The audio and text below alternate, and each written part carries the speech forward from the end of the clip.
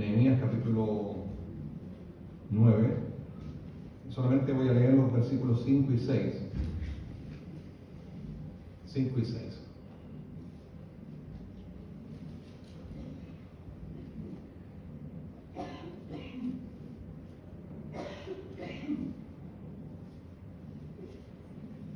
Dice así la palabra del Señor.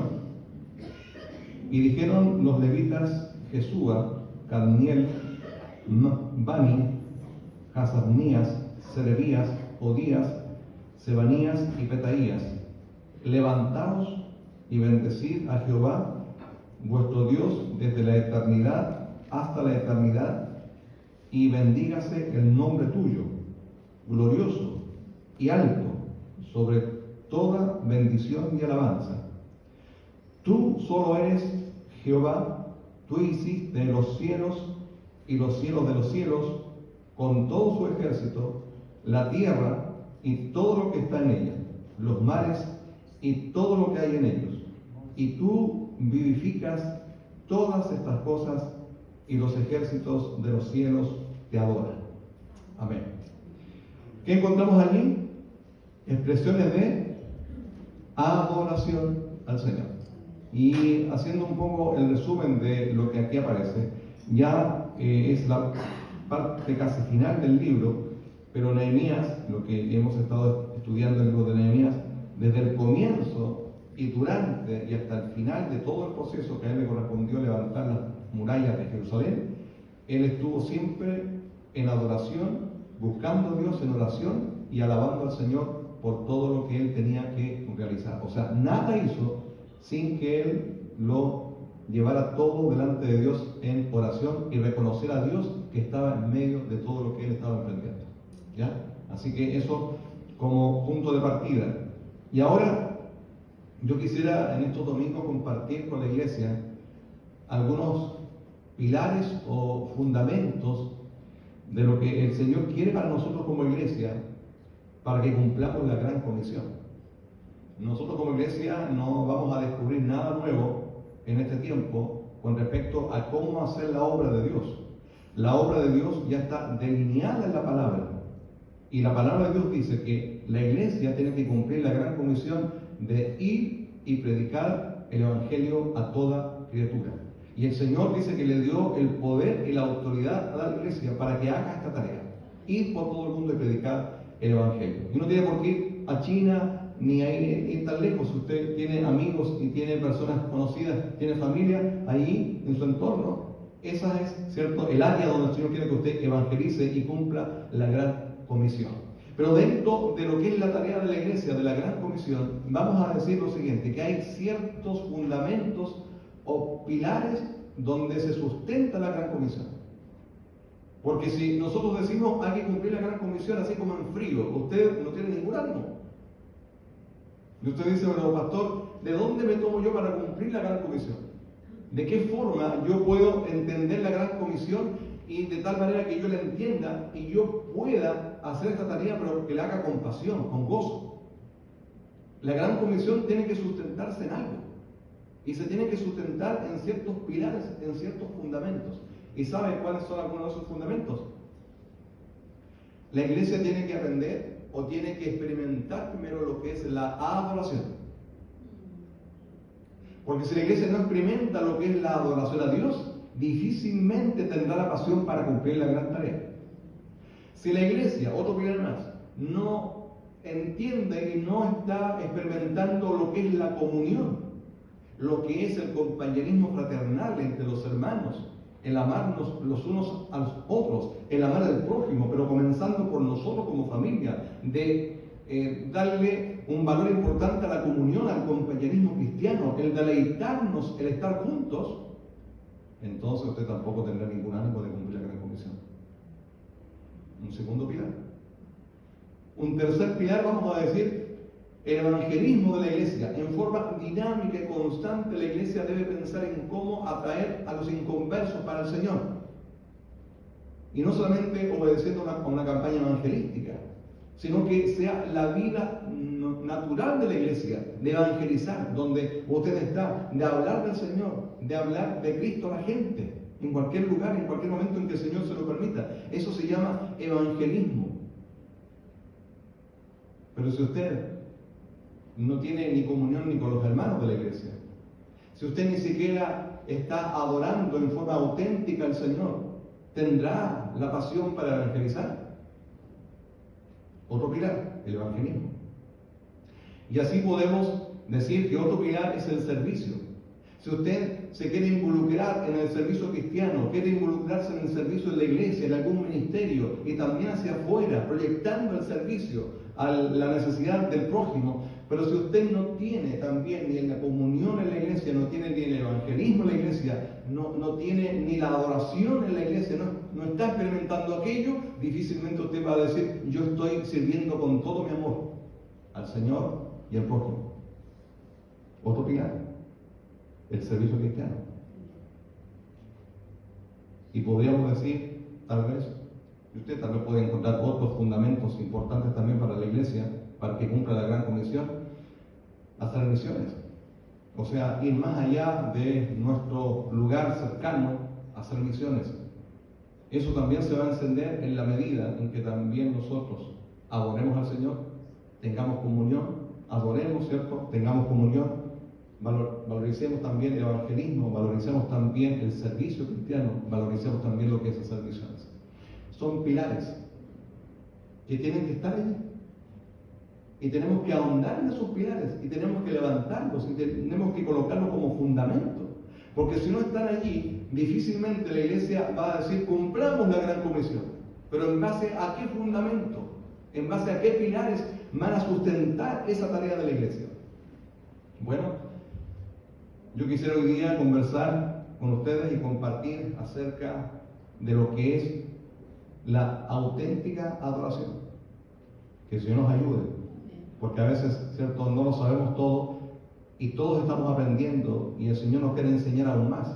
No lo sabemos todo, pero a través de su palabra queremos ahondar un poquito más y saber un poquito más qué es la auténtica adoración como un pilar importante dentro de la iglesia para que podamos cumplir la gran comisión.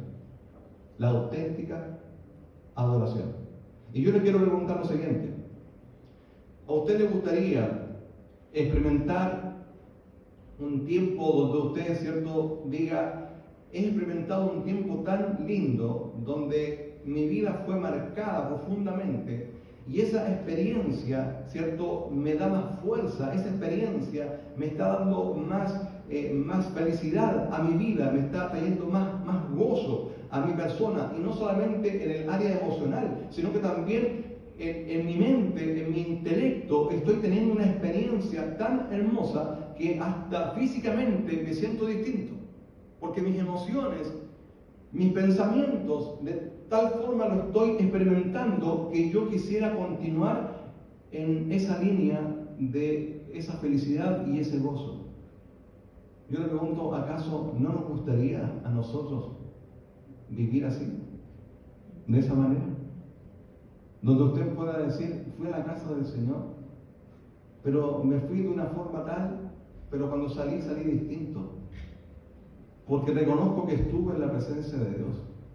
¿Y sabe por qué usted tal vez podría decir aquello? Porque usted podría decir: porque yo estuve adorando al Señor, estuve en su casa y yo traté de entregar la mejor adoración a Él, porque Él se lo merece todo. Y en la alabanza yo quise entregar lo mejor para Él.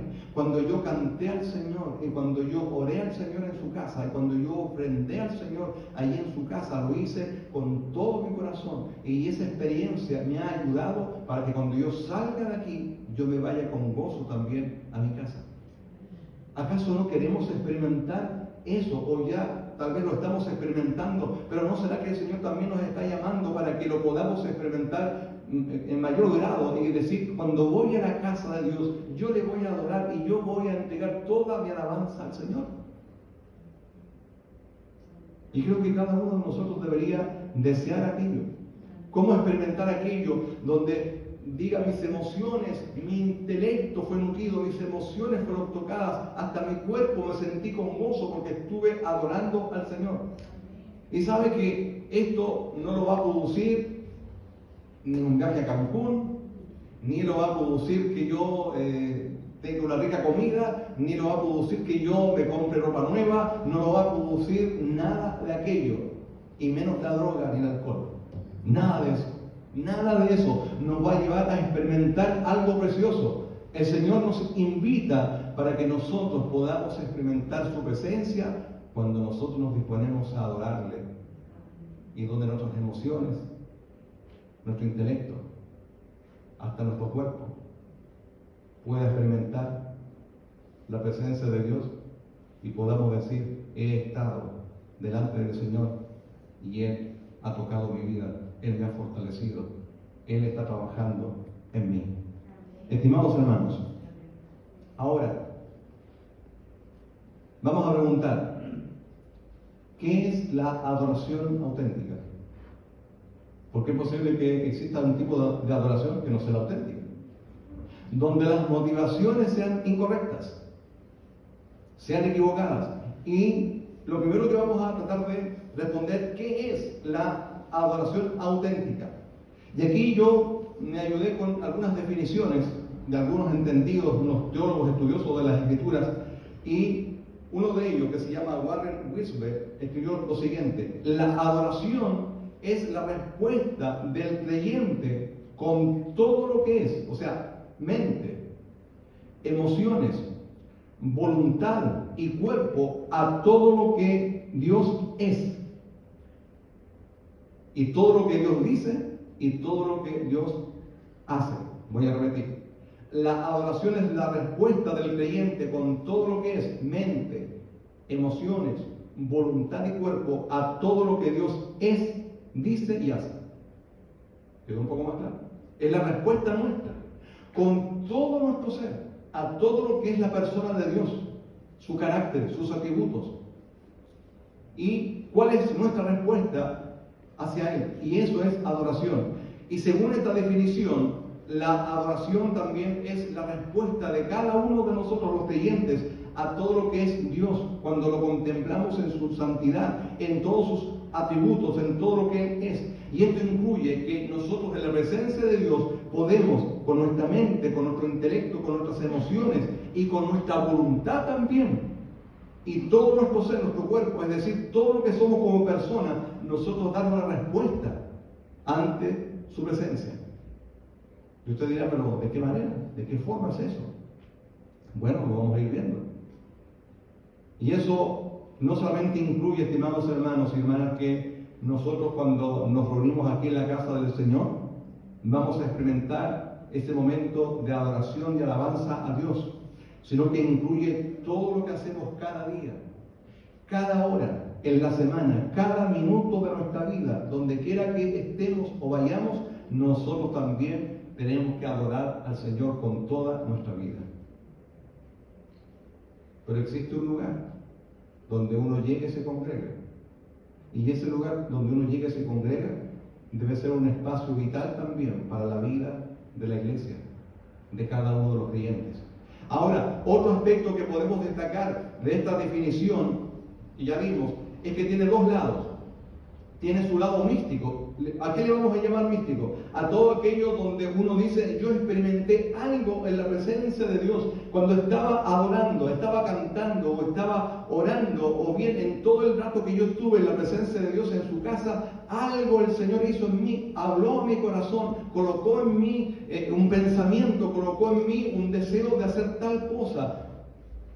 El Señor está tratando con nuestra vida cuando estamos en su presencia.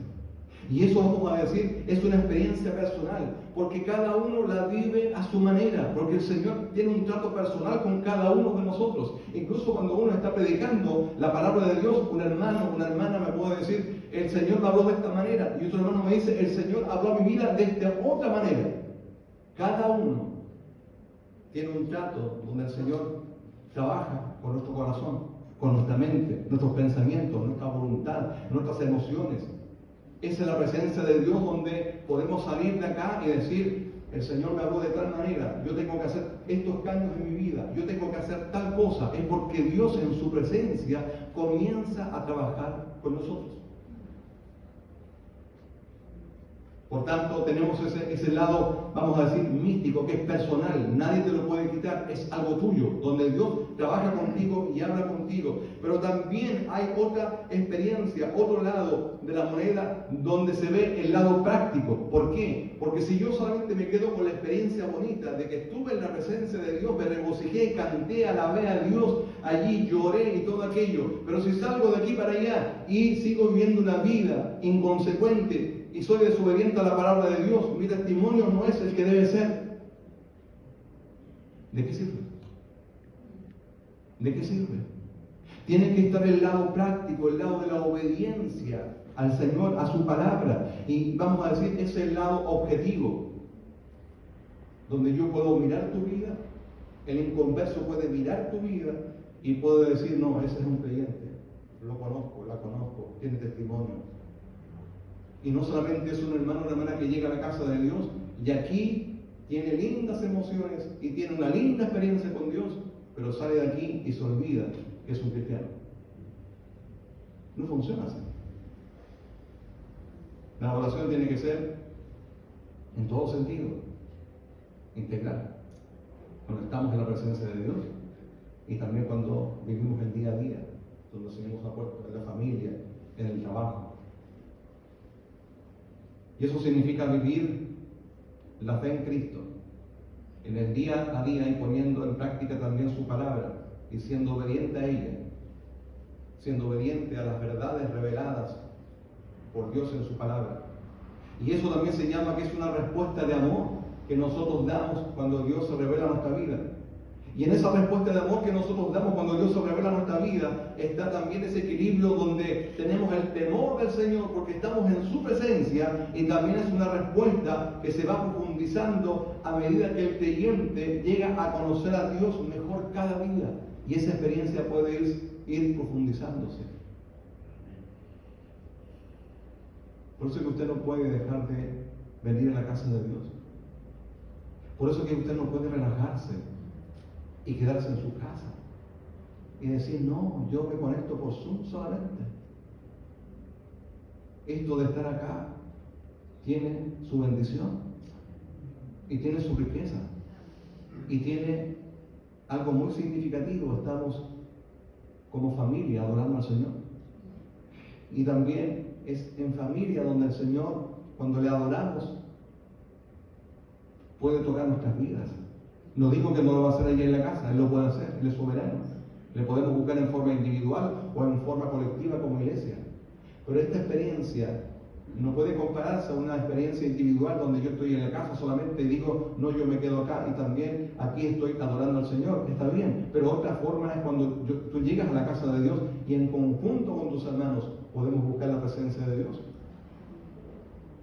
Hay otra definición que hay sobre adoración, y es de Evelyn Underfield, que dice, es la respuesta total de alabanzas de un ser humano al Dios eterno, quien se revela a sí mismo en el presente. Es decir, está diciendo, aquí es la respuesta total de alabanzas de un ser humano al Dios eterno, quien se revela a sí mismo en el presente. O sea, Dios se sigue revelando a nuestras vidas en ese sentido, por su palabra, cuando nosotros estamos en su presencia. Y estas dos definiciones que hemos dado es que la respuesta del ser humano debe ser a esa revelación de Dios. O sea, la adoración auténtica es la respuesta del creyente, y atención con esto, a la autorrevelación de Dios.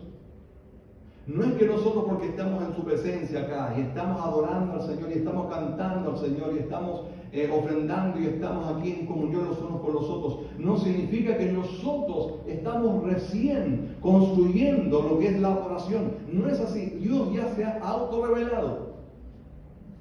Él ya se ha mostrado. Y lo único que espera de nosotros es una respuesta a esa manifestación de Dios. Porque Él se ha revelado en su palabra, se ha revelado a ti en forma particular. Y lo que Él espera es que nosotros demos una respuesta a esa autorrevelación de Dios. Si Dios no se autorrevelara, estaríamos perdidos en la ignorancia y en la oscuridad y no tendríamos idea lo que significa Dios y lo que es adoración a Dios.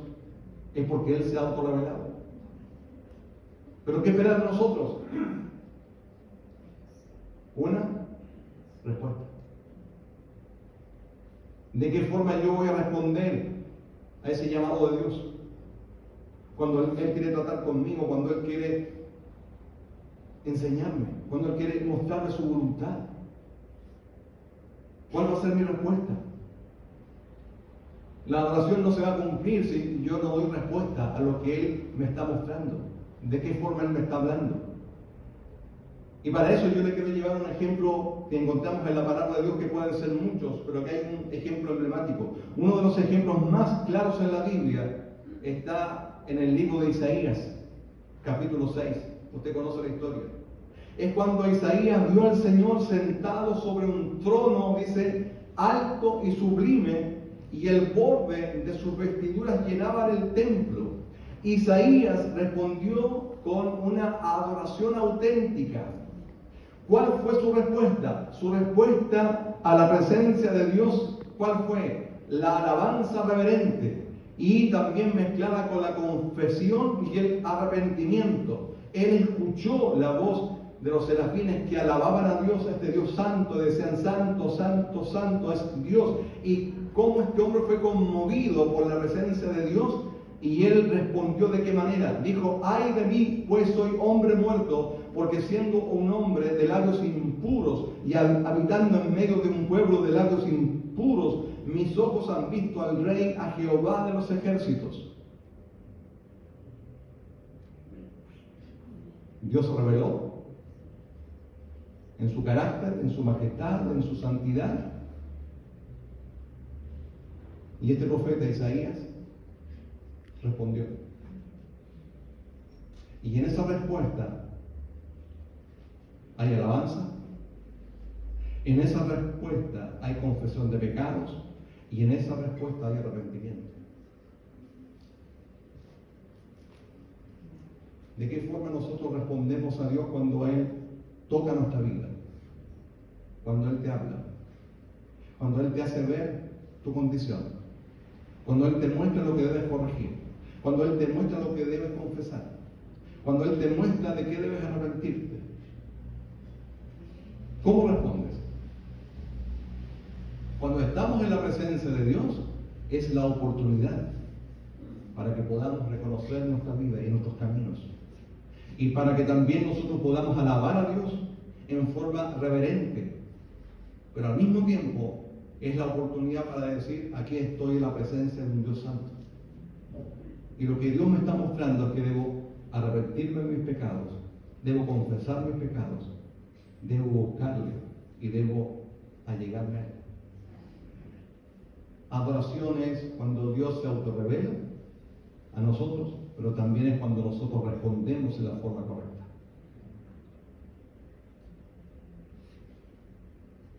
Ese encuentro que tuvo Isaías con el Dios viviente, ¿qué hizo en él? Lo inspiró a comprometerse para ser el mensajero de Dios. A ese punto lo llevó el Señor, porque tenía ese propósito para él. Y escuchemos esto con atención. La adoración tiene su origen, dijimos, en Dios y demanda de nosotros una respuesta. Demanda de nosotros una respuesta. Y la experiencia de Isaías con el Dios Santo lo llevó a responder en 4 aspectos, y esto da para un mensaje más adelante, en 4 aspectos. Primero, confesión de pecados, arrepentimiento, alabanza y servicio sacrificial. La experiencia que él tuvo con Dios lo llevó a experimentar estas 4 cosas: confesión, arrepentimiento, alabanza y servicio sacrificial. Cuando salió de allí, de ese lugar, no salió igual.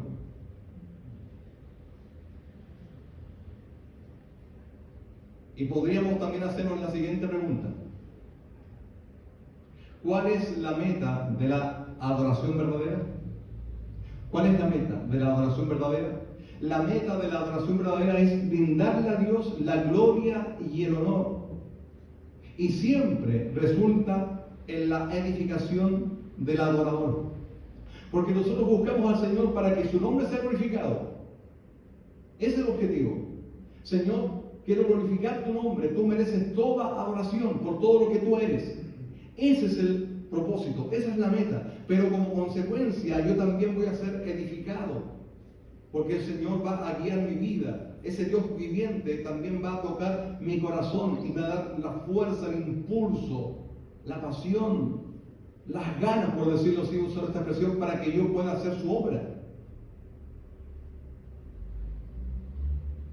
Y esa es la meta. Por eso que cuando hablamos de la adoración incluye dos realidades, dos lados de esta moneda. Por un lado, el de nosotros, el dar, y por el lado de Dios recibimos. Por un lado, el compromiso de nosotros, y por otro lado, la bendición de Dios en nuestras vidas. Y por todo lo que venimos diciendo en este primer punto, la adoración verdadera es equilibrada en el sentido que incluye la mente, las emociones y la voluntad del que adora. Incorpora nuestras actitudes, porque estamos delante del Señor con reverencia, con respeto. Y también incluye las acciones, en el sentido de que voy a mostrar en mi carácter la humildad, el servicio, la entrega, por todo lo que el Señor está haciendo en mi vida. Por eso que cuando llegamos a la casa de Dios y se toma la ofrenda, es parte de la adoración. Y cuando lo hacemos con gozo, con alegría, con disposición, es parte de la respuesta nuestra a Dios cuando le adoramos. No es nada que digamos, ahora llegaron a pedir, ¿cierto?, la ofrenda. Eso no es lo importante, porque pensamos que el orar, el cantar, el escuchar la palabra es lo principal. Y cuando hay que ofrendar, decimos eso no es parte ya de la adoración, es parte de la adoración. Depende cómo sea nuestra respuesta. Si lo hacemos porque estamos adorando al Dios vivo y decimos, tanto es lo que le debo al Señor en el sentido de gratitud y alabanza, porque todo proviene de Él. La ofrenda es distinta, es diferente en la forma en que yo la entrego. Así que, estimados hermanos, el motivo tan singular en lo que es la adoración es glorificar y agradar solo a Dios. Por eso que cuando nosotros vemos que la motivación que hay en nosotros cuando adoramos a Dios va por otro lado, en el sentido de decir, vamos a adorar al Señor para que la iglesia pueda crecer. No es la motivación correcta. Vamos a adorar al Señor y alabarlo para que la iglesia, ¿cierto?, tenga un cambio. No es la motivación correcta.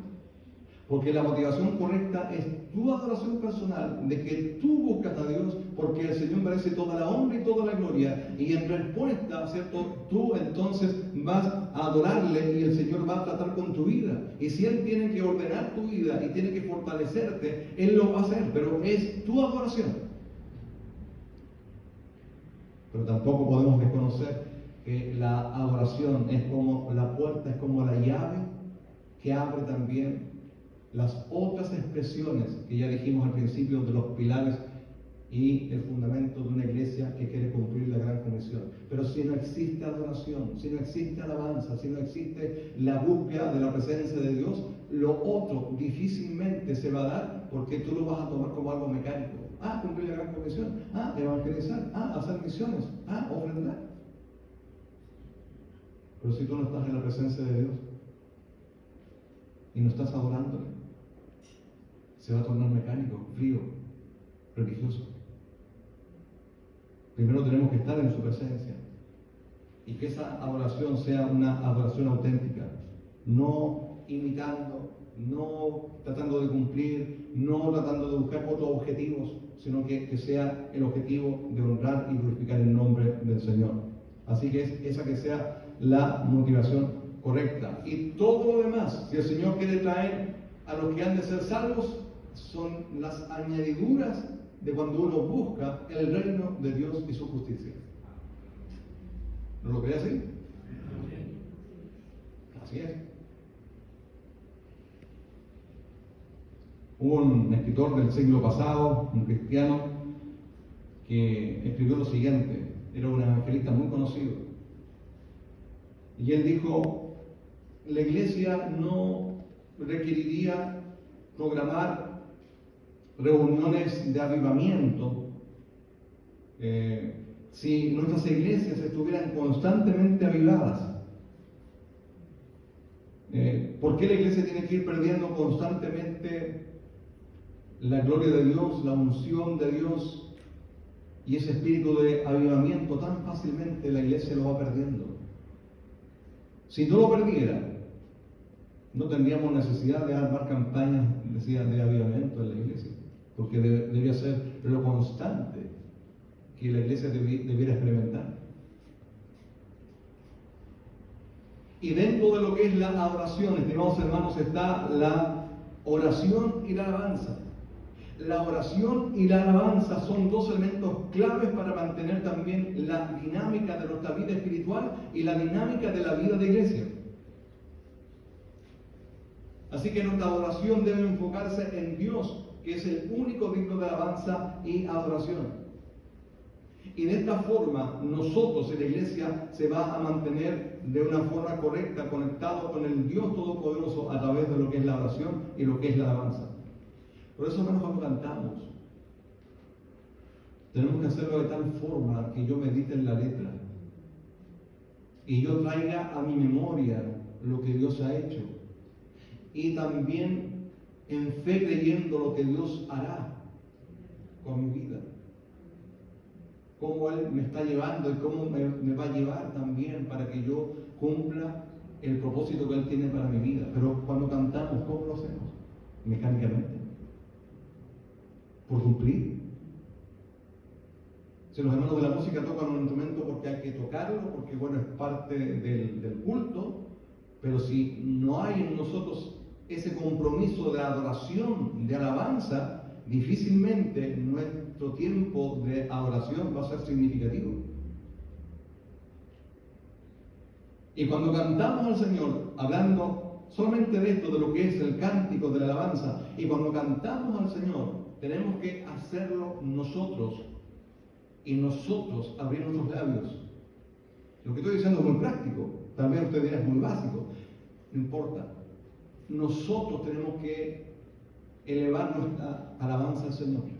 Porque si nosotros descansamos en los hermanos de la música, que son de bendición, pero ellos nos ayudan, ellos nos llevan, ellos ministran, pero ellos no están para que ellos canten solos y la iglesia permanece en silencio.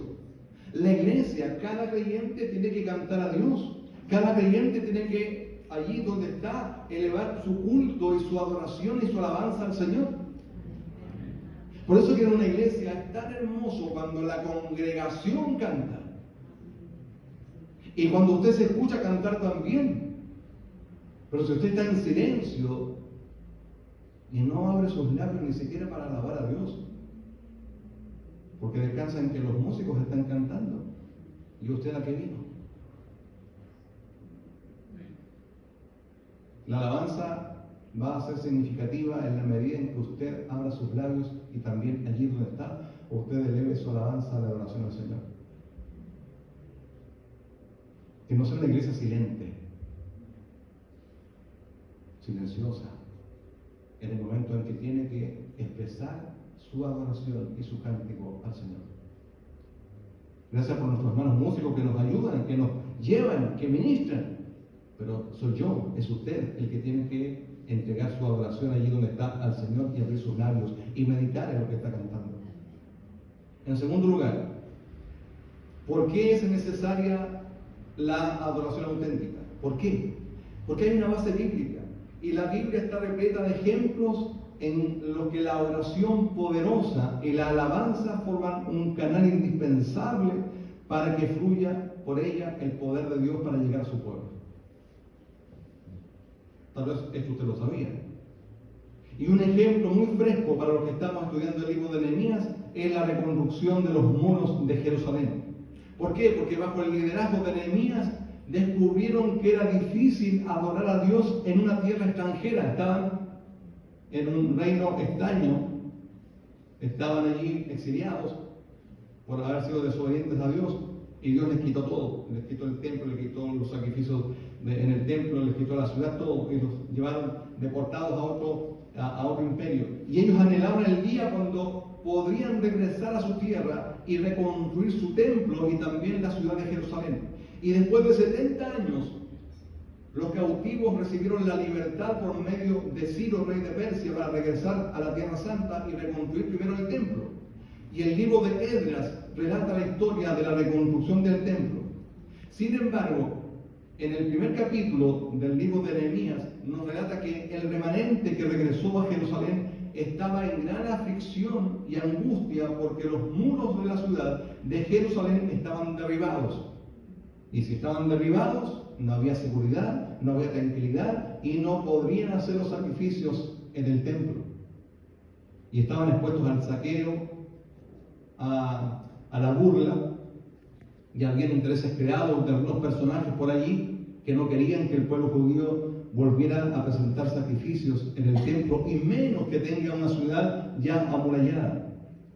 Y Nehemías no había regresado a Jerusalén, pues se había quedado en Susa, la capital, como copero del rey.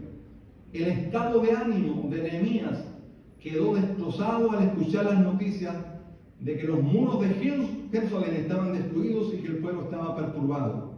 ¿Y cuál fue la reacción de Nehemías a estas noticias y los eventos que siguieron en este libro? Y que nos proveen un modelo para también lo que Dios quisiera hacer con su iglesia. La primera reacción de Nehemías, ¿cuál fue? Orar. Y dijimos que la oración tiene dos elementos, que son la oración y la alabanza. Y lo primero que hizo Nehemías no dijo, yo tengo el plan listo. Lo escribió y dijo, no, si esto es fácil, hay que llegar y hacer tal cosa. No fue así. Él oró a Dios, buscó a Dios. Y en esa oración también que él hizo, él alabó a Dios por todo lo que él era, por su misericordia, por su pacto, porque era un Dios justo, que podía pasar por alto el castigo si ellos se arrepentían. La primera reacción de él fue orar, y fue una oración espontánea que aparece ahí en el capítulo 1. Y en todo lo que fue el desarrollo del plan que él trazó, siempre todo lo llevó en oración. Todo. Y cuando leemos el libro de Nehemías, uno encuentra constantes referencias a la oración que él hace. Lo vemos en Nehemías capítulo 2, cuando se tiene que encontrar con el rey, ¿se acuerdan? Y el rey le hace la pregunta, Nehemías, ¿y tu rostro por qué está tan así? Te veo preocupado, distinto. ¿Qué pasa? Y estar así delante del rey era peligroso, porque el rey, si te veía que estabas con una cara larga, te podía mandar a matar, te cortaba la cabeza. Al rey no se le podía mirar a los ojos directamente, sino que tenían que los súbditos llegar a andar con la vista baja, a no ser que el rey le dijera que levantara la vista y lo mirara. Y cuando le hace la pregunta, ¿por qué te veo así?, él, me imagino que pasó mucho susto en ese momento, pero dice la escritura que él oró en su corazón, y después de haber estado orando unos 4 meses, él oró al Señor y le dijo, rey, lo que pasa es que tenemos un problema en Jerusalén, y los hermanos que están allá están complicados, las murallas están abajo y estamos muy mal. Bueno, y el rey le dice, ¿qué pides? Y ahí él dice, te pido esto, madera, permiso, y en todo este tiempo yo puedo ir y regresar y hacer la tarea que tengo que hacer. Pero ese plan no surgió así. Primero buscó a Dios, primero oró al Señor. Y cuando más adelante los que se burlaban de la construcción o la reconstrucción de las murallas, ¿cómo se defendió Nehemías? Diciendo, aquí tengo otro proyecto, tengo otro plan. Tengo un plan B ahora. No. Dice la escritura que él le decía al pueblo, Dios es más grande, busquemos a Dios, en Él tenemos la victoria, en Él está la fortaleza. O sea, él alabó a Dios, él oró, o sea, él adoró constantemente al Señor. Así que la oración tiene que preceder y producir actividad. Si nuestra actividad ha de ser fructífera, primero tiene que ir la oración y el buscar la presencia de Dios. Y a veces nosotros como iglesia, en sentido general, la iglesia, podemos tener lindas planificaciones, lindas estrategias y programas, y está bien hacerlos, pero si nosotros no buscamos primeramente la presencia de Dios en quien nos vaya guiando, difícilmente a veces los programas van a funcionar, o si funcionan, van a funcionar mecánicamente, pero no porque estemos reconociendo que primero tenemos que buscar la presencia de Dios. Así que, estimados hermanos, el Señor nos está desafiando a buscar su presencia, a buscar su rostro. Y no solamente fue Nehemías el que hizo eso, sino que también, si usted va más adelante en el libro de los Hechos de los Apóstoles, ¿qué hizo la iglesia naciente en Pentecostés antes de salir a cumplir la gran comisión? Comenzó a buscar el rostro de Dios. ¿Dónde? Y aquí hay dos cosas que Dios, de alguna forma, usted necesita tener.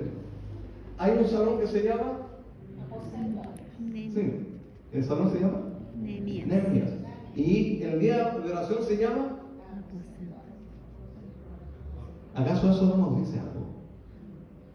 ¿Acaso eso no es un lenguaje que hay que digerir? La iglesia naciente del libro de los Hechos de los Apóstoles, ¿dónde se reunía? En el aposento. ¿Ha leído la escritura? En el aposento alto. Y estaban esperando la venida del Espíritu Santo. Cuando vino el Espíritu Santo los llenó y luego salieron con de nuevo a predicar la palabra. Y esta iglesia tiene un salón de Nehemías y tiene un lugar de oración donde se llama aposento alto. O sea, hay que ser buen entendedor, ¿cierto? Para decir, Señor, ¿tú qué nos quieres mostrar con todo esto? ¿Qué nos estarás diciendo con todo esto? Entonces, Nehemías, la iglesia en Pentecostés, estaba experimentando la auténtica adoración. Y una pregunta, tarea para la casa. ¿Será la adoración auténtica el manantial de casi todos los elementos del crecimiento de la iglesia? Pregunto, nada más. Usted convérselo en su casa. ¿Será la adoración auténtica el manantial de casi todos los elementos del crecimiento de la iglesia? ¿Será la llave? ¿Será la puerta principal que se debe abrir para que las otras se abran? Una tarea, ¿cierto?, que usted puede conversar ahí en su casa. Una pregunta para reflexionar. Y así llegamos al tercer punto final. ¿Para qué debo experimentar la auténtica adoración? O la adoración auténtica. ¿Para qué? ¿De qué me sirve? Dirá usted. Ya hemos hablado de que tiene su propósito, su significado, pero de forma más directa, en sentido práctico, ¿para qué debo experimentar la adoración auténtica? La debo experimentar, hermanos y hermanas, porque la adoración auténtica produce un impacto en nosotros. Y debería producir un impacto en nosotros en la vida del creyente. Tengo 5 cosas que pude encontrar. Primero, la adoración auténtica provee la investidura sobrenatural para el pueblo de Dios.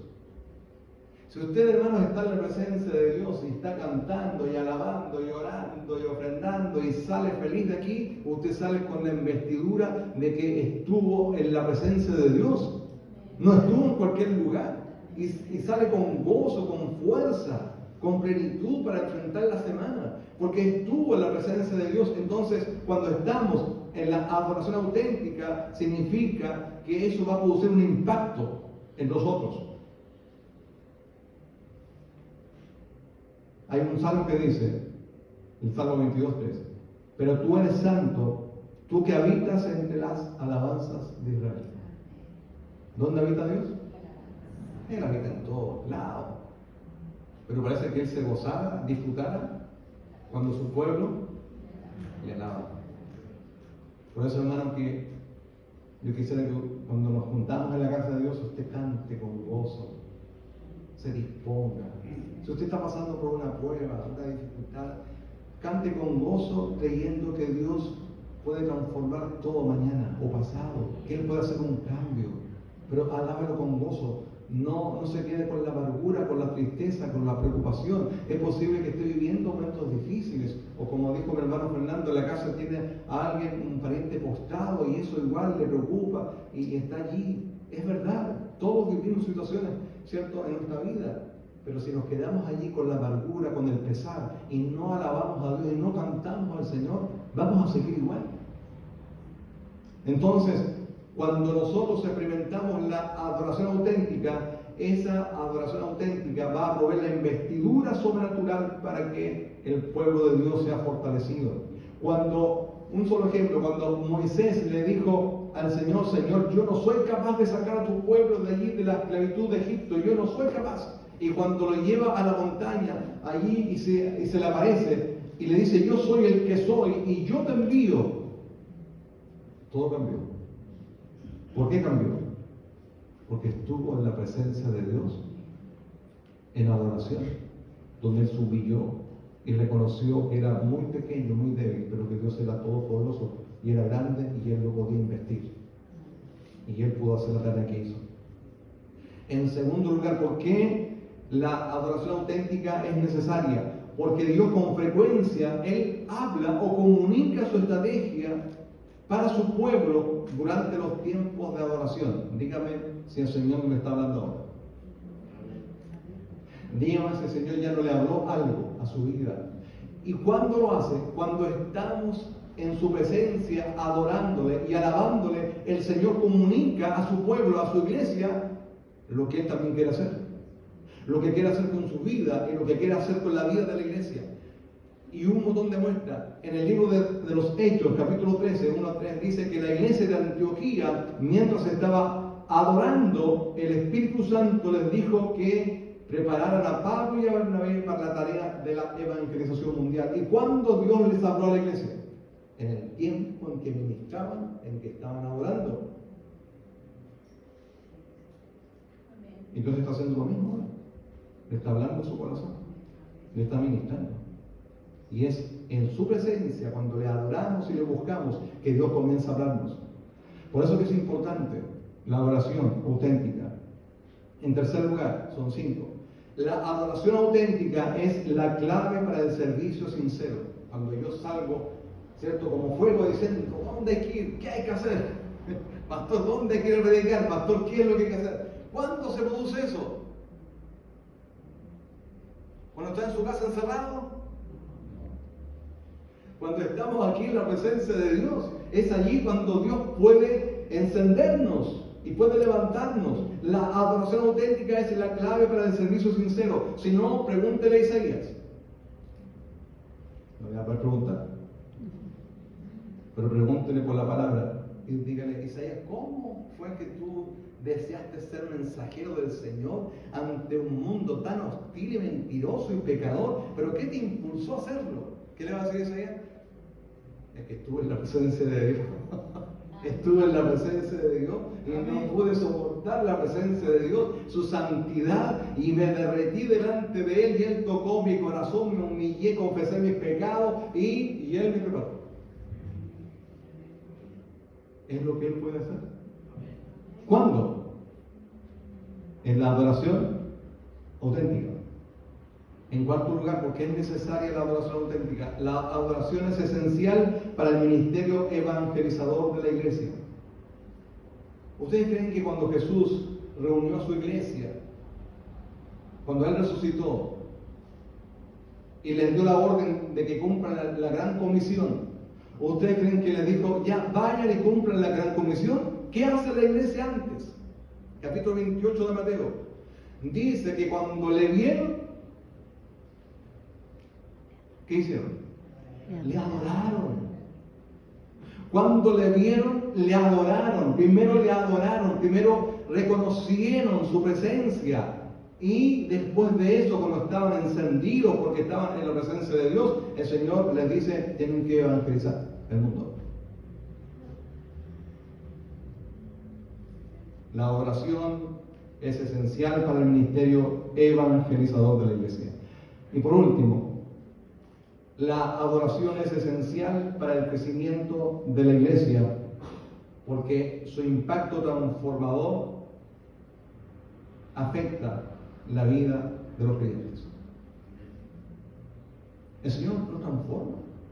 Cuando estamos en su presencia, en esa adoración auténtica, verdadera, cuando me dispongo a estar delante de Dios, al cantar, al orar, al participar de la reunión con mis hermanos, si lo hacemos de forma genuina, Dios va a producir cambios. ¿Por qué? Porque dijimos al principio que cuando uno adora, es la respuesta total de la persona ante la manifestación de Dios. Incluye el intelecto, las emociones, la voluntad para decidir cosas y hasta nuestro cuerpo también puede ser tocado por el Señor. Entonces, la verdadera adoración, la auténtica adoración, la genuina adoración produce transformaciones en nuestra vida.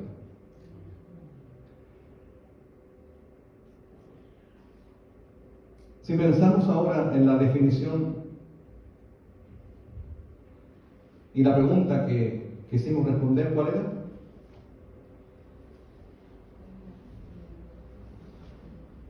¿Cuál es la verdadera o auténtica adoración? Bueno, vamos a decir que si la iglesia comienza a enfocarse en esta dirección, todos los demás pilares y fundamentos de la iglesia para cumplir la gran comisión se van a abrir. Y también su vida, mi vida, va a ir siendo transformada por el poder de Dios. Y yo quiero finalizar leyendo el capítulo 2 de la carta del apóstol Pablo a los Filipenses. Escuche con mucha atención y reverencia. Por tanto, si hay alguna consolación en Cristo, si algún consuelo de amor, si alguna comunión del Espíritu, si algún afecto entrañable, si alguna misericordia, completad mi gozo sintiendo lo mismo, teniendo el mismo amor, unánime, sintiendo una misma cosa. Nada hagáis por contienda o por vanagloria, antes bien con humildad, estimando cada uno a los demás como superiores al mismo, no mirando cada uno por lo suyo propio, sino cada cual también por lo de los otros.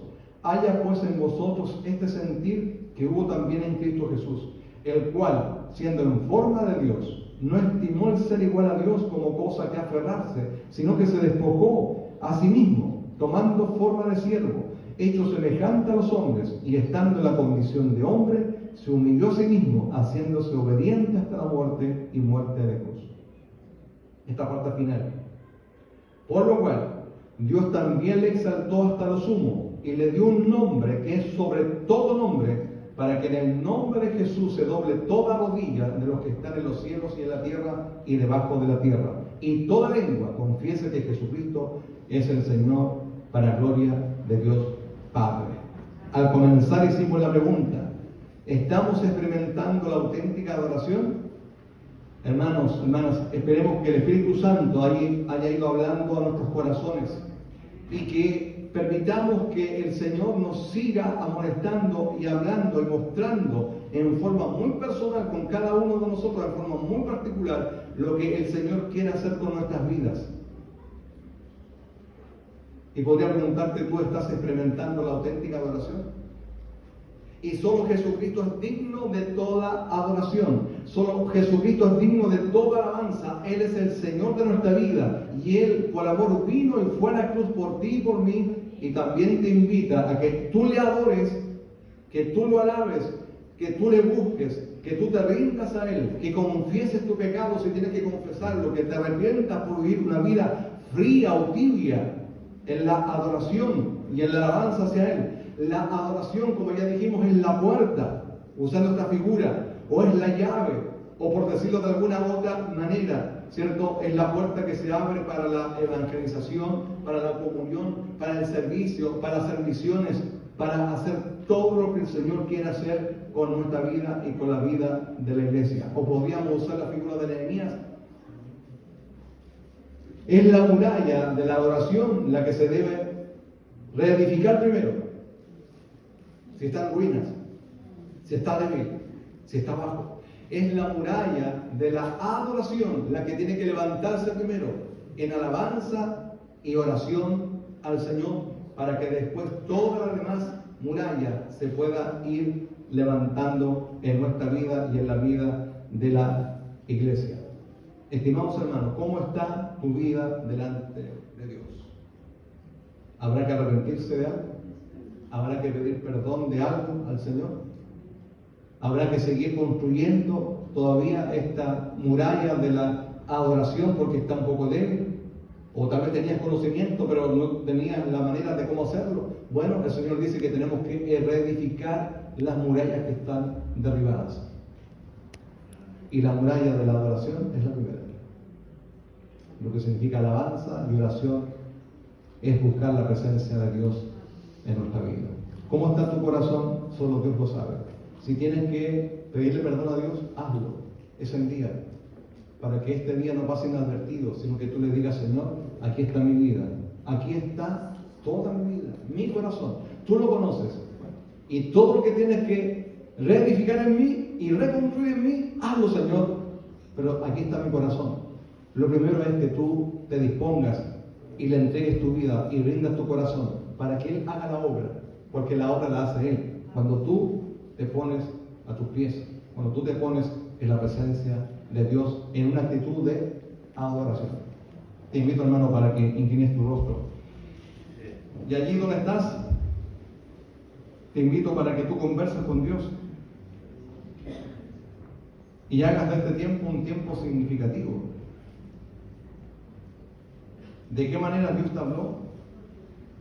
Solo tú lo sabes. Solo Dios lo conoce. Lo importante es que podamos decirle, Señor, aquí está mi vida, aquí está mi corazón. Y Señor, te necesito. Y conversa con Dios. Si tienes que decirle, Señor, aquí hay una muralla que reedificar, reconstruir, porque está abajo, está en ruinas. Y esta muralla de la adoración, Señor, estaba muy descuidada. Pero yo quisiera que esto cambiara. Tú puedes decirle eso al Señor. O si tú estabas fortalecido porque estabas buscando su presencia y el estar en la presencia de Dios era para ti muy hermoso, muy valioso, alábale, bendícele, glorifícale, dale gracias al Señor por todo lo que está haciendo en tu vida. Pero si tienes que arrepentirte de tus pecados, si tienes que confesar tu pecado por el descuido, por la negligencia, por mirar en forma tibia o fría lo que significa la adoración, es tiempo de arrepentirse, es tiempo de confesar, es tiempo de reconocer delante de Dios que hemos fallado, que hemos errado al blanco, que nos hemos desviado de tu voluntad, que hemos colocado otras cosas como prioridad en nuestra vida y hemos descuidado lo que es la adoración. Porque esa es la presencia de Dios cuando Dios nos habla, cuando Dios nos comunica algo, cuando Dios nos inviste de poder, cuando Dios nos enciende para que hagamos la tarea a la cual nos llamó.